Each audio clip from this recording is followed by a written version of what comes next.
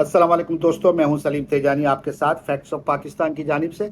मुझे सिर्फ आपसे दो बातें करनी है आज फटाफट। मैं आपको एक चीज़ बताना चाह रहा हूं। मैं यूट्यूब चैनल देखता हूं, उसके अंदर लोग जा रहे हैं, ये टीवी वाले और यूट्यूब चैनल वाले, किसको वोट दोगे, किसको वोट दोगे, किसको। ज़्यादातर उसके जवाब आ रहे हैं किसी को भी नहीं। गलत है, ये गलत है। ये आपकी सिर्फ फॉर्मेलिटी नहीं है, ये आपका फर्ज है। आपको जिस पे भी भरोसा है, मैं नहीं कहता हूं पीटीआई को दे या मुस्लिम नून को दे, मुस्लिम लीग नून को या पीपल्स पार्टी, आप जिसको भी चाहते हैं वोट दें। वोट आपका फर्ज है और आपका हक है, इसको इस्तेमाल कीजिए। ज्यादातर लोग बोल रहे हैं हम किसी को नहीं देंगे, हमें किसी पे भरोसा नहीं है। क्यों? इस तरह ही चलता रहेगा। आप अपने बच्चों के फ्यूचर के लिए तो वोट डालें। अपने लिए अपनी जिंदगी चलो चली गई या चली जाएगी, तब तक ठीक नहीं होगा। बच्चों के लिए तो आप कुछ करके जाएं, किसी को लाएं। किसी को भी आपको जो शौक है, मगर ये कहना गलत है कि हम किसी को भी वोट नहीं देंगे, हम हमें भरोसा उठ गया है। लोग कुछ यूं भी बोल रहे हैं कि हम वोट इसलिए नहीं देंगे कि हमारे वोट से कुछ फर्क नहीं पड़ने वाला है। ऊपर जो बैठे हैं ना, जो बड़े, वो जिसको लाना होगा, जो लाए हैं आज 75 साल से ला रहे हैं, उसी को ही लाएंगे।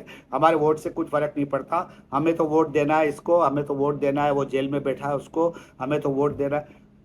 मगर वो वोट इसलिए नहीं दे रहे कि उनको पता है कि वो ऊपर वाले, आप समझ गए होंगे मैं किसकी बात कर रहा हूं, वो जिसको लाना चाहेंगे वो ही लाएंगे। मगर मैं आपको रिक्वेस्ट करता हूं, प्लीज आपका फर्ज समझ के वोट डालिए। किसी भी पार्टी को डालिए, जरूरी नहीं है कि आप पीटीआई को डालें, नून लीग को, आप किसी भी पार्टी को वोट डालें, मगर वोट डालें अपने बच्चों के फ्यूचर के लिए। थोड़ी सी भी उम्मीद जिस पे हो ना, उस पर वोट डालें।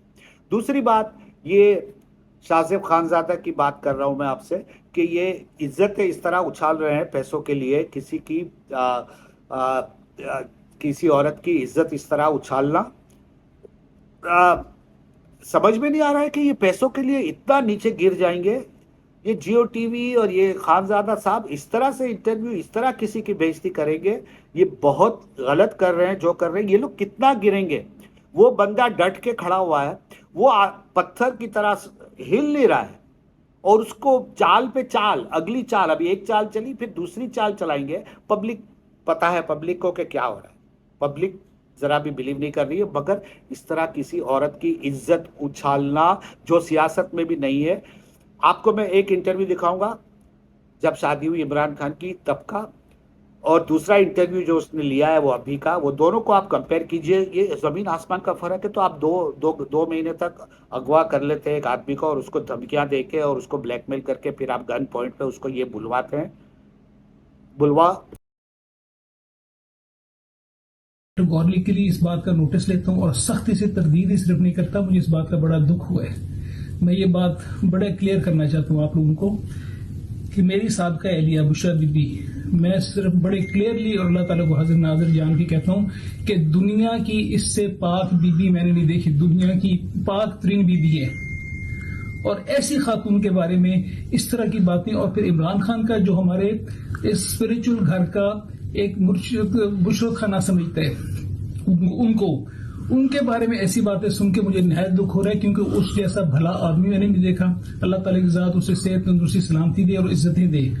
और ये मैं सख्त नोटिस ले रहा हूँ इस बात। पिंकी, मैं तुमसे पूछ रहा हूँ कि ये बात क्या हो रही है, क्या हो क्या रहा है मसला? तुम क्या चाह रही हो? अपने घर पर आराम से बैठी हो, वालदा के घर है, तो क्या चाहती हो? इसने मेरी कोई बात का जवाब ना दिया। मैं उससे मैं वापस आ गया घर। और कोई इसको मेरे ख्याल है कुछ गुजरे, कुछ अरसा ही हुआ है, कोई मेरे ख्याल है कम अज़ महीना हुआ होगा या कम हुए होंगे। मुझे फिर फ़रा का फ़ोन आया कि जी वो नहीं आएंगे, आप उनको डाइवोर्स दें। और यकीन करें कि पिछले 6-7 माह में मेरा भी दिल भर गया था कि इस कदर हमारी लड़ाई बढ़ गई। जो मैं कहता था इसने हर उल्टी बात करनी है, मेरा कहना मानने से ये बिल्कुल इनकार कर गई थी। उस सब मैंने तहरीर उससे वहाँ से जो तलाक की तहरीर थी वो मैंने लिख के और फ़रा के हाथ ही उसको वापस भिजवा दी। मैं जाओ दे उसको घर में। और फिर तलाक देने के बाद फिर मैंने बच्चों को बताया। अब आपको मैंने ये दो वीडियो दिखाई, एक पहले की, एक बाद की। आप खुद ही कंपेयर कर लें, पब्लिक जाहिल नहीं है। आप खुद ही कंपेयर कर लें कि क्या हो रहा है मुल्क में।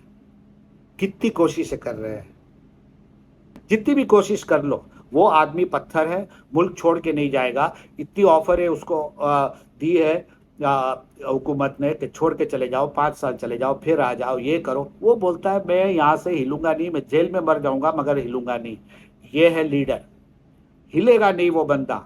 वो बंदा पत्थर की तरह खड़ा हुआ, उसको तोड़ना मुश्किल है, नहीं तोड़ सकते आप।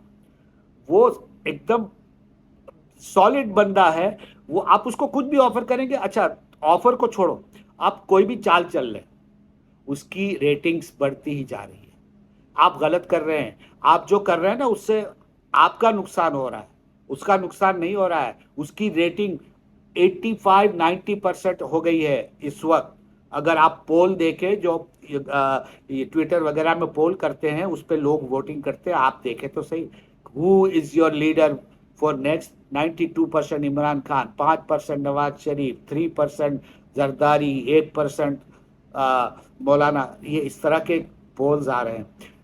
अगर फेयर इलेक्शन हुए तो पीटीआई की जीत से उसको कोई नहीं रोक सकता, मगर पाकिस्तान में फेयर इलेक्शन आज तक हुए नहीं है। अगर हो जाते हैं तो फिर आप देखेंगे उसका रिजल्ट। इसलिए मैंने पहले कहा आप लोगों से कि वोट इस्तेमाल कीजिए, ट्राई कीजिए। जिस पे भरोसा पे आपको 5% भी जिस पे भरोसा हो उस पे ट्राई कीजिए कि भाई कुछ होगा। ऐसे बोलना गलत है कि हम वोट किसी को नहीं देंगे, हमारा भरोसा उठ गया, ऊपर वाले बैठे हैं। ऊपर वाले भी एक लिमिट तक कर सकते हैं। इलेक्शन आप करोगे, इलेक्शन आप में आप वोट दोगे तो कितनी धांधलियां करेंगे। आजकल सोशल मीडिया का जमाना है, इट्स नॉट पॉसिबल। धांधली कर करके भी वो नहीं तोड़ सकते इस बंदे को। आपसे अगले एपिसोड में मुलाकात होगी इंशाल्लाह। वोट जरूर दीजिए 8 फरवरी को। आप याद रखें कि आपको बाहर निकलना है और आपको वोट देना है। मिलते हैं ब्रेक के बाद अगले एपिसोड के साथ। अल्लाह हाफिज।